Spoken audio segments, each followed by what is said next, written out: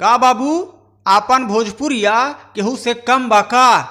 काल्हे आइल है 22 फरवरी के लॉन्च भइल है भैया डांस भोजपुरी फिल्म जवन की पुष्पा राज के टक्कर देता।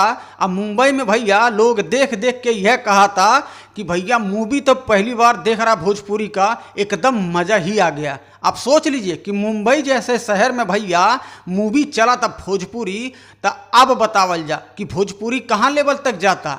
तो भाई अगर आप यूपी बिहार झारखंड वाले अगर ना देखले बाटा तो भैया जा पहुंचा थिएटर में। अब मूवी एकदम खतरनाक बा, अपने परिवार के लेके जा सकला भैया।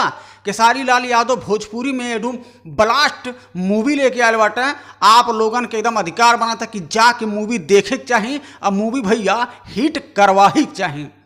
तो चला भैया एक और न्यूज ले ले कि केसारी भैया ग्लोबल म्यूजिक जैक्सन से गाना लेके आ रहा बाटे जवन की होली के स्पेशल सॉन्ग आइल बा। तो भैया 5 से 6 घंटा पहले गाना के पोस्टर शेयर भइल है। हाई पोस्टरवा देख ला, जौने गानवा के टाइटल है रंगे चला सैयार।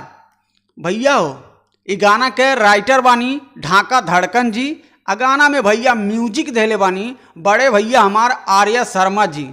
ये वीडियो के डायरेक्टर बानी सुशांत सिंह। तो भैया काल्हे सुबह 6:30 से 7:30 बजे के बीच में ई गानवा के लॉन्च करल जाई, जौने गानवा का टाइटल है रंगे चला सैयार। आवा तक global music Jackson YouTube channel से। अगर टीजर आप लोग नहीं देखले बानी भैया तो ग्लोबल म्यूजिक जैक्सन यूट्यूब चैनलवा पे जाके आप लोग देख ली। अब भैया काल है एकदम ब्लास्ट हुई जब गानवा फुल वीडियो में आप लोग देखल जाई। तो ऐसे ही बनल रही। छोट भाई के हमेशा प्यार दुलार सपोर्ट जरूर करी जा।